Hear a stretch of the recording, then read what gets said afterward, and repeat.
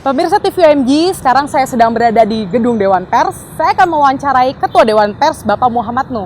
Tentunya banyak hal menarik yang akan kita bahas mengenai pers dan dinamikanya dan juga tak lupa tentang personality beliau. Penasaran kan? Simak obrolan saya dengan beliau. Pak, sebelumnya terima kasih Pak telah menerima TV OMG untuk mewawancarai Bapak dan majalah Man Obsession juga. Gimana Pak kabarnya Pak? Alhamdulillah baik, sehat, dan semuanya berjalan dengan lancar. Oleh itu kita bersyukur pada Allah SWT. Sebelumnya saya mengucapkan selamat atas terpilihnya Bapak sebagai Ketua Dewan Pers pada Mei 2019 lalu ya Pak. Ini sangat menarik Pak. Kenapa Bapak tertarik untuk duduk di Dewan Pers Pak? Ya, jadi gini ceritanya itu ya. Ceritanya setelah saya pensiun dari kementerian, kegiatan saya ya kembali ke kampus. Mendidik ya? Sebagai dosen. Bisa kembali ke tempat asal itu suatu kebahagiaan tersendiri. Karena tidak semua orang bisa kembali ke tempat asal dengan baik. Dan diterima di tempat asal dengan baik pula, itu sangat bersyukur. Oleh itu begitu saya selesai, saya kembali ke ITS, diterima dengan baik oleh kawan-kawan di ITS, saya siapkan lab untuk penelitian-penelitian berikutnya lagi, dan saya pun juga diminta, bukan ngelamar, ya, diminta menjadi Ketua Majelis Wali Amanah ITS. Oleh itu saya sangat bersyukur apa yang kami lakukan, saya lakukan, semuanya bisa berjalan dengan baik, dan esensinya bisa kembali ke tempat asal dengan baik. Itu sesuatu yang luar biasa setelah kira-kira 10 tahunan menjalankan amanah yang ada di Jakarta.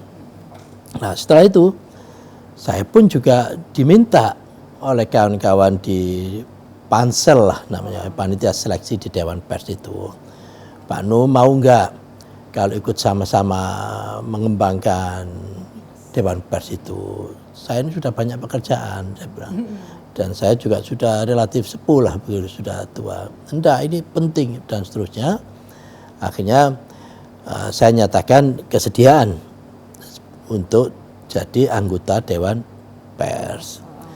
Setelah saya menyiapkan kesediaan, dilakukan penilaian dan seterusnya oleh kawan-kawan pansel, terpilihlah saya termasuk 9 di antara anggota yang telah ditetapkan oleh Pak Presiden. Dari situ kita bersembilan rapat untuk menentukan siapa ini ketuanya. Alhamdulillah tidak sampai 5 menit semuanya bersepakat, ya. Wakilnya pun juga Pak Hendri tadi itu juga semua bersepakat. 5 menit selesai semua secara aklamasi. 5 menit tuh Pak. 5 menit, tidak sampai 5 menit. Ini termasuk bagian dari perjalanan Dewan Pers yang baik lah insya Allah, karena semuanya bisa berjalan dengan baik tanpa harus voting dan macam-macam. Tapi itu bagian dari dinamika itu. Baik Pak.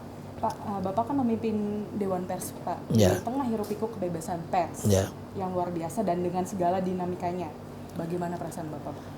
Jadi yang pertama saya sering gurau ke kawan-kawan gini, kalau kita di Dewan Pers ini membenahi, mengembangkan dunia pers, maka syarat yang pertama apa? Saya bilang syarat yang pertama tidak boleh khawatir.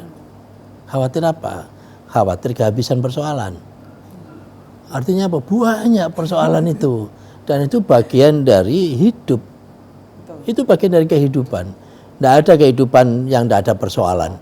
Begitu kita lepas satu persoalan, pasti ketemu dengan persoalan yang lain. Kita melarikan diri dari satu persoalan, kita akan ketemu persoalan yang baru. Oleh karena itu tugas kita adalah menyelesaikan persoalan itu.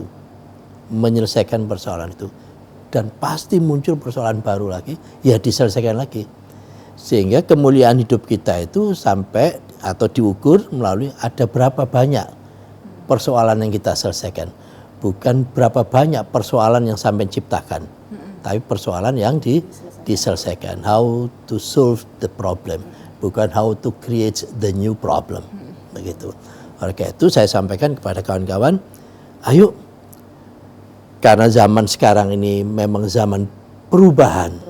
Dan sejak dulu zaman itu perubahan. Cuman perubahannya yang sekarang lebih cepat siklusnya itu dibanding dengan yang dulu. Oleh karena itu kita mikirnya pun juga harus lebih cepat. Itu.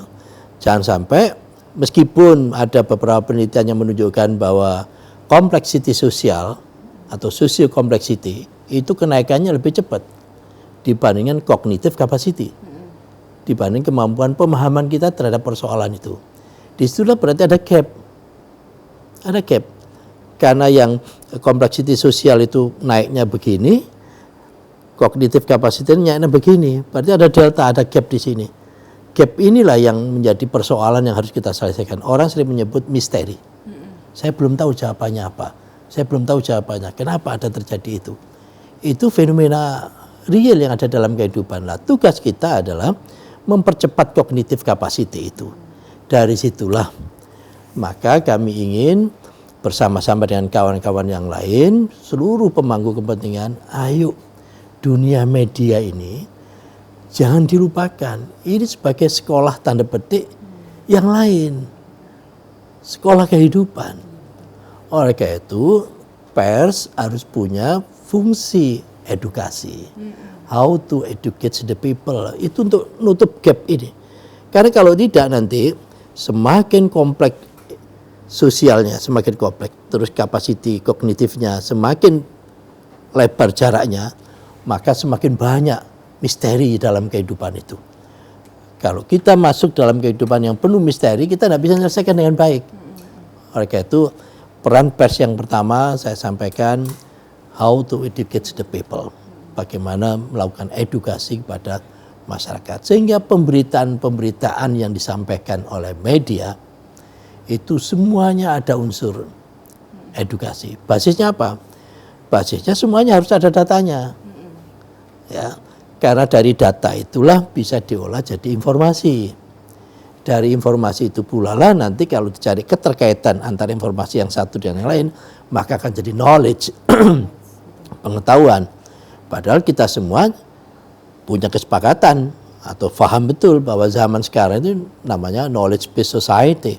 Masyarakat berbasis pengetahuan, dan ini pun juga akan berubah lagi. Yang sekarang sudah masuk di imagination society, imagination based society. Kalau di knowledge based and information society itu kaitannya dengan revolusi industri ketiga sama keempat, maka yang information atau yang imagination based society itu di society 5.0, atau di kalau dari sisi revolusi industrinya 4.0 akhir. Nah, ini terus berubah. Itu. Lah kalau dunia pers tidak mengikuti perkembangan atau tidak melakukan perubahan di dalam kaidah-kaidah jurnalistiknya, saya kira kita akan semakin terbelakang.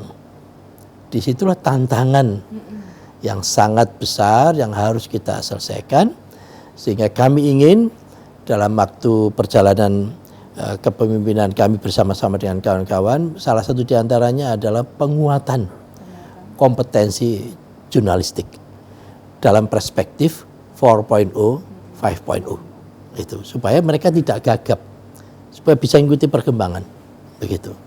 Ya. Terus selain yang Bapak sebutkan tadi, gimana sih Pak menjadi pers yang ideal itu harus seperti apa? Ya, saya nambahkan tadi yang belum selesai. Jadi fungsi yang pertama adalah fungsi edukasi.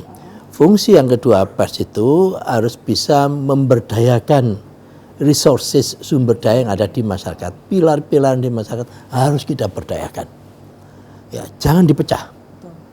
Tapi justru harus diberdayakan, dikuatkan.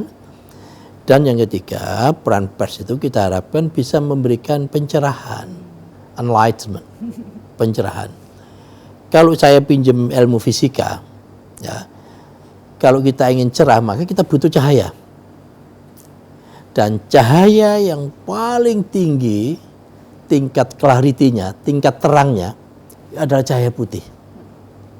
Dan cahaya putih itu bisa didapatkan kalau seluruh spektrum warna ada.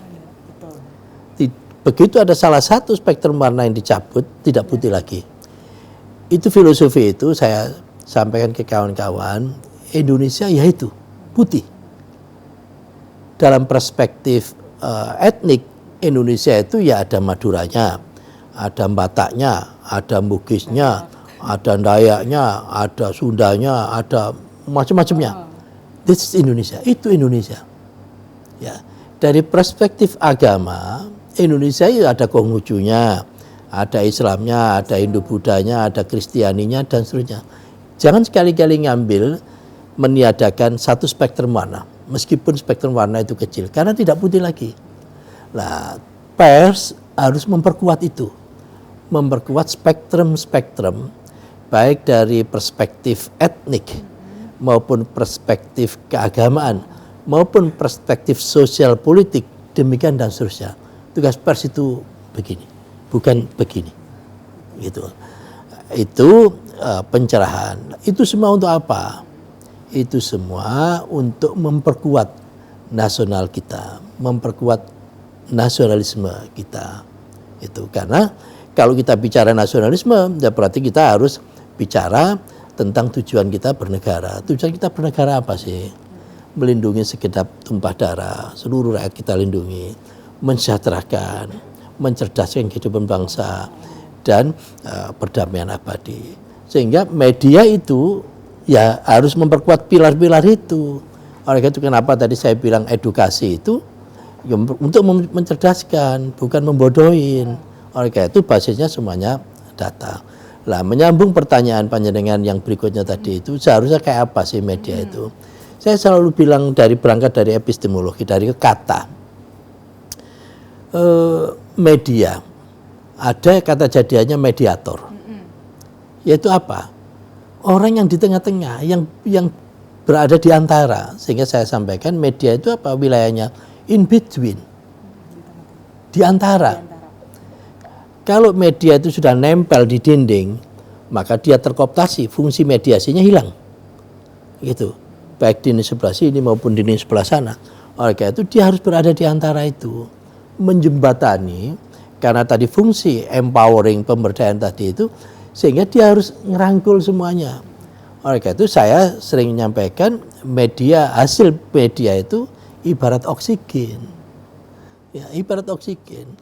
Oksigen yang baik, yang murni, siapapun yang menghirupnya sehat. Informasi yang kita sajikan, kalau itu murni, ada basis datanya, ada knowledge yang kita dapatkan di situ, orang semakin sehat, semakin cerdas, semakin dewasa. Tapi kalau informasinya itu terkontaminasi, ya dengan hoax, dengan macam-macam, ya turunannya sama dengan oksigen yang terkontaminasi, maka siapapun yang menghirup akan sesek dan bisa menjadi penyakit yang melekat di dalam dirinya.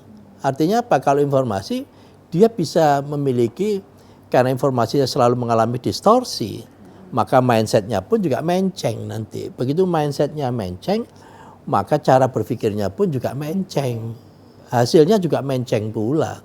Nah ini yang terus kita lakukan dengan kawan-kawan ada di Dewan Pers, kawan-kawan di pemangku kepentingan stakeholders Dewan Pers dan seterusnya. Ayo sama-sama kita membangun 4 pilar tadi itu, yaitu sebagai tujuan berbangsa dan bernegara. Pers ada di situ, independensi pers harus kita jaga, independensi Dewan Pers pun juga demikian, karena harga atau orang memberikan penghargaan pada Dewan Pers itu kalau Dewan Pers bisa menjaga independensinya. Begitu Dewan Pers tidak bisa menjaga independensinya, berarti dia terkooptasi, selesai. Fungsi mediasinya hilang. Gitu Pak, kira-kira. Kalau problem terbesar Pak yang dihadapi menurut Bapak di dunia pers saat ini? Banyak, ya banyak. Saya tidak pakai terbesar, yang besar aja. Yang besar. Ya, karena yang besar banyak gitu. Mulai dari yang semua sepakat barangkali, kesejahteraan kawan-kawan jurnalis. Betul Pak. Ya kan? Itu juga persoalan kita hadapi. Saya sering bercanda pada kawan-kawan, sampean mau jadi wartawan atau hartawan? Bedanya kan H sama W aja. Nah itu. Saya mau jadi hartawan aja Pak, enggak pakai W. Ya. Artinya apa? Artinya mereka pun juga rindu terhadap kesejahteraan yang semakin baik. Oleh karena itu saya kuda kita berharap nanti suatu saat wartawan yang hartawan lah begitu, wartawan yang cukup dari sisi kesejahteraannya, dari sisi kesejahteraan kawan-kawan di media, para jurnalis. Yang kedua, dari sisi kompetensi. Zaman berubah, beliau-beliau yang jadi wartawan itu kan sekolahnya zaman dulu. Iya betul. Ilmu berkembang terus. Ilmu berkembang terus. Jadi kalau pakai bahasa Jawa, kulaannya zaman dulu dijualnya sekarang. Harapannya hasilnya bisa dipakai nanti. Terus gimana ceritanya? Padahal zaman berubah. Oleh karena itu filosofinya yang tidak boleh berhenti sebagai wartawan itu adalah belajar. Sebagai pembelajar sejati. Ya, nyadari bahwa saya dulu modelnya masih analog. Sekarang sudah digital. Domainnya pun juga sekarang sudah pindah ke domain virtual. Prinsipnya pun juga sekarang menjadi prinsip ubiquitous. Kapan saja, di mana saja, apa saja, in the same time bisa didapat, diakses. Majalah panjenengan, ya itu pun juga sudah berubah. Yang tadinya hanya berupa beginian, cetakan, ya yang sifatnya tangible, yang bisa dipegang, ya sekarang sudah masuk wilayah digital, masuk di wilayah virtual, semuanya berubah. Oleh karena itu, kawan-kawan media pun para jurnalis itu harus ayo sama-sama belajar. Ini zaman berubah. Kalau enggak akan ditinggalkan. Sehingga salah satu program dari Dewan Pers yaitu yang sekarang ini kita ingin mempersiapkan memberikan pelatihan-pelatihan meningkatkan kompetensi kawan-kawan jurnalis yang sesuai dengan era zaman sekarang 4.0 ya in the term of revolusi industri dan 5.0 in the term of society dan seterusnya, sehingga mereka bisa enjoy melakukan perubahan itu. Dua itu yang paling mendasar. Ada yang lain sih juga banyak, tapi paling tidak dua itulah yang kita ingin garap dengan baik, yaitu kesejahteraan sama kompetensi. Ya. Oke Pak, belakangan ini kan ramai soal isu pers yang tidak berpihak. Misalnya contohnya saat Pilpres ya Pak. Bagaimana menurut Bapak Pak? Jadi itu yang tadi di awal saya sampaikan. Pers harus bisa meletakkan jati dirinya in between. Itu godaan. Jadi kalau pers itu dia tergoda akhirnya ikut blok A, saya tidak nyebut nomor, nah, ya kan, ikut blok A, maka dia tergoda. Bahasa agamanya ada dosa di situ. Nah, kalau dia itu terus menerus nempel begitu, maka dosanya terus numpuk terus. Oleh karena itu ya segera bertobat. Kembali apa? Kembali ke wilayah in between tadi itu. Berimbang. Iya, in between siapa aja. Nilai kita itu ada di situ. Itu kalau enggak kan jadi media yang bukan propagasi apa istilahnya? Yang propaganda. Nah, kita kan media yang kita harapkan kan media profesional, bukan media propaganda. Kalau media propaganda memang apapun yang disampaikan oleh blok A itu baik, apapun yang disampaikan oleh blok B itu tidak baik. Itu berarti tidak mendidik lagi.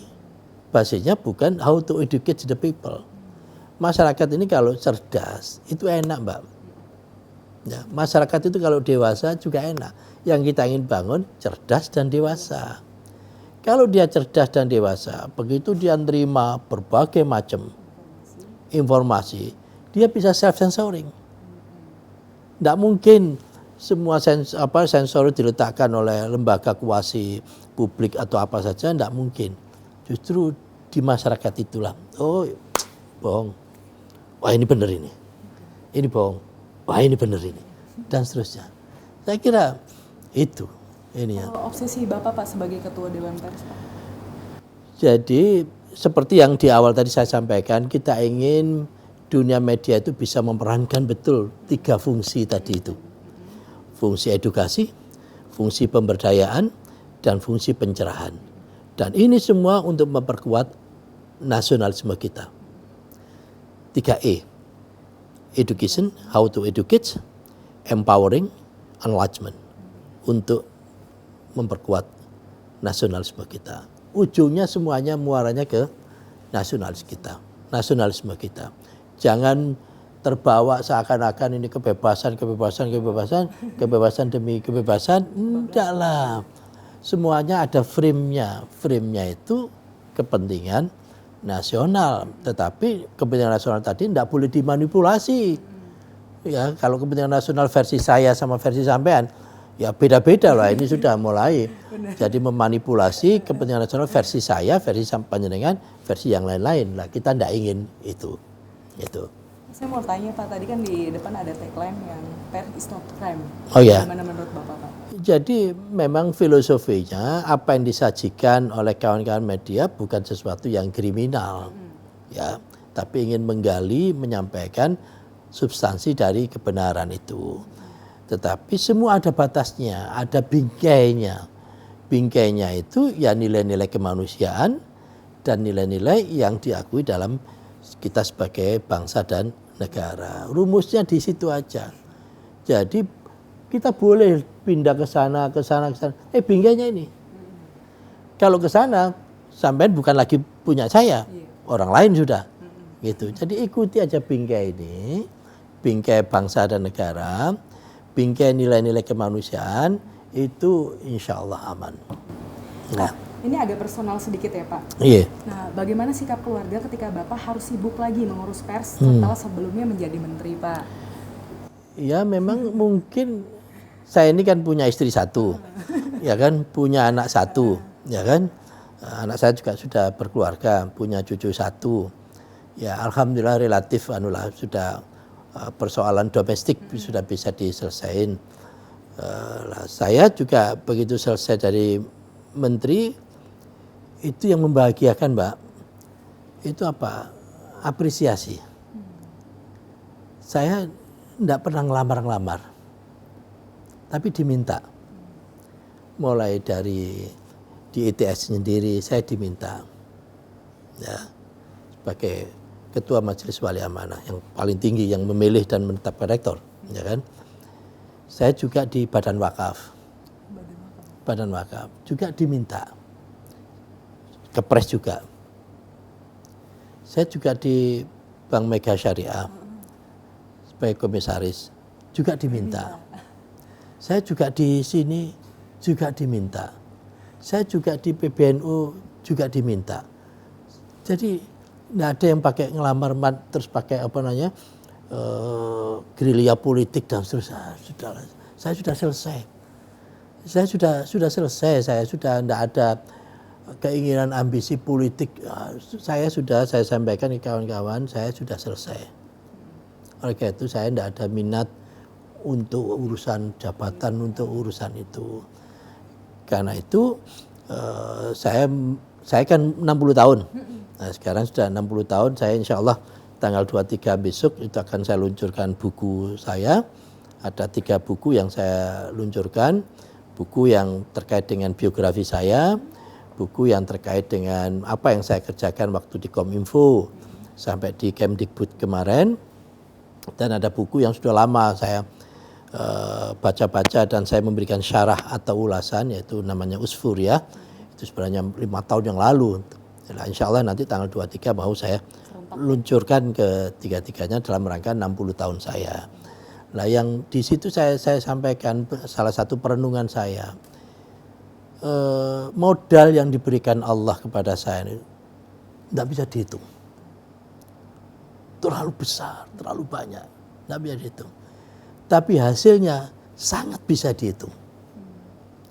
Jadi kalau secara perusahaan, ya equity-nya itu besar, hasilnya agak menjanji. Modalnya sangat besar, gain yang didapatkan, keuntungannya sangat kecil. Itu sebenarnya rugi. Itu rugi itu, perusahaan rugi. Oleh karena itu, saya pun juga merasa begitu. Allah memberikan modal pada saya itu luar biasa banyaknya. Rasanya hidup ini tidak ada kesulitan. Kalau saya pelajari, saya itu ya Allah, ini saya yang paling khawatir Justru jangan-jangan ini nikmat Allah yang diberikan di dunia, nanti saya di akhirat tidak dapat. Itu, saya khawatir itu. Karena relatif lancar saja. Saya anak dari desa, Surabaya paling pinggir. Abah saya tidak bisa baca tulis, kecuali tulisan Arab. Ya kan? Ya, tidak bisa menghitung. Emak saya pun juga tidak tamat SD dan seterusnya, anaknya 10. Ya kan? Saya sekolah SD di situ, habis itu ke SMP, habis SMP ke SMA diterima di elektro di ITS ya. Adik kelasnya Pak Tato, ya, Pak Tato 77, saya 78 di elektro. Setelah lulus elektro, tepat waktu jadi dosen, setelah jadi dosen setahun dapat beasiswa ke Perancis, ngambil S2, S3 tepat waktu lulus, kembali lagi ke Indonesia, jadi direktur Politeknik, direktur Politeknik selesai, jadi rektor selesai, jadi menteri selesai. Ini apa ini?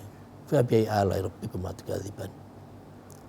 Nikmat mana lagi yang kau dustakan? Sehingga masa-masa yang habis 60 ini masa memberi. Bukan masa mencari. Saya sudah selesai. Tinggal saatnya memberi. Membahagiakan dan membahagiakan orang. Itu kan ada pepatah the true atau the real happiness is how to make the others happy. Sejati-jatinya kebahagiaan itu adalah bagaimana kita bisa membahagiakan orang lain. Membahagiakan orang lain itu bisa dengan senyuman, bisa juga dengan pikiran-pikiran yang mencerahkan, bisa juga dengan bantuan apa saja, yang esensinya adalah memberi. Kalau kita memberi, itu ibarat kita itu berada dalam dom. Ya dom yang besar itu, ya kalau kita bersuara akan mantul. Ya kan, akan ada gema. Hidup itu kayak begitu. Kalau kita memberi, akan mantul kembali ke kita lagi. Nggak tahu dari mana pantulan itu, bisa dari sebelah sana, bisa dari sebelah sana, bisa dari sebelah sana. Akhirnya kembali lagi ke kita. Jadi apa yang kita miliki, itu pada dasarnya apa yang telah kita berikan. Pak, Ya. Pak, Bapak masih suka ceramah Pak? Atau jadi khotib Pak? Ya itu tugas bagian dari yang harus kita selesaiin. Itu ya khutbah Jumat, ya ceramah apa, baik yang keagamaan maupun yang non agama dan seterusnya. Itu part of my life. Ya, part of my life. Pak, ini pertanyaan terakhir Pak. Pak, Bapak kan di usia yang sekarang tuh masih terlihat bugar, abilitasnya tinggi. Mungkin ada olahraga yang Bapak tekuni Pak? Saya paling jelek. Maksudnya gimana Pak? Saya paling jelek, saya tidak pernah olahraga. Terus gimana Pak menjaga kesehatan? Saya ya biasa gini aja. Oleh karena itu saya harus bertobat. Bertobat untuk mau berolahraga, entah jalan kaki, entah apa. Saya tidak ada itu. Tidak ada itu. Ya sudah seperti kayak begini aja. Itu. Tapi yang harus saya jaga itu adalah kondisi psiko saya. Kondisi psiko saya harus dalam keadaan tenang, nyaman, ya. Oleh karena itu berbagai macam persoalan ya kita selesaikan dengan baik. Saya punya tamsil, punya ibarat. Hati itu ibarat mangkok begini. Kalau mangkoknya kecil, begitu ditambahi perkara, muntah. Tumpah. Tumpah itu adalah dalam bentuk kemarahan, kejengkelan. Padahal ini setiap saat ada tambahan-tambahan, tidak ada hidup, tidak ada tambahan ini. Oleh karena itu yang kita lakukan, ya mangkoknya kita berbesar. Kalau mangkok diperbesar, maka ada tambahan apa aja, ya tenang aja. Masih masuk dalam sini. Kita berbesar lagi, kita berbesar lagi, kita berbesar lagi. Itu hati itu juga begitu. Kita berbesar terus, kita berbesar terus, kita berbesar terus. Sehingga berbagai persoalan juga semuanya bisa dikelola dengan baik. Yang kedua, filsafat lampu. Lampu kenapa taruh di atas? Semakin tinggi lampu ini, covering areanya semakin luas. Tetapi negatifnya semakin redup. Kalau semakin tinggi, covering areanya semakin luas, tapi semakin redup. Orang juga begitu. Semakin tinggi posisinya, covering areanya semakin besar, tapi akan semakin redup. Oleh karena itu gimana caranya supaya tidak redup? Wattnya saya tambahi. Yang tadinya kalau wattnya itu 60 watt, saya tambahi 100 watt. Saya tambahi 500 watt dan seterusnya. Gimana cara nambah watt? Gimana caranya? Sinau. Belajar. Nambah ilmu. Baca. Dengarkan orang lain. Baca perasaan masyarakat. Apa yang ada di media sosial. Itu ilmu semua. Sinau kalau bahasa Jawanya. Belajar. Oleh karena itu, ilmu itu bagian dari diri kita. Ada pepatah dalam bahasa Arab itu, ta'alam fa'inal ilmi zainun li ahlihi. Belajarlah kamu, cari ilmu. Karena ilmu itu ibarat pakaian bagi orang yang ini. Fa'inal ilma zainun li ahlihi. Ya kan? Dan jadilah kamu menjadi orang yang terus memberikan kefaedan. Wakum mustafidan kula yaumin ziyadatan. Minal ilmi fasbah fi buhuril fawaidi. Jadi hendaknya kamu terus memberikan kemanfaatan, kefaedahan, dan berenanglah kamu di dalam samudera keilmuan dan samudera kefaedahan itu. Keren banget, Pak. Ya, saya kira itu. Oke, Pak. Ya. Baik, Pak, sekian wawancaranya. Oke, Terima makasih. Pak, sudah Makasih. meluangkan waktu, Pak, Ya, dengan sama-sama. kami. Sama-sama. Sekian wawancara saya dengan Ketua Dewan Pers, Bapak Muhammad Noh. Semoga menginspirasi pemirsa semuanya.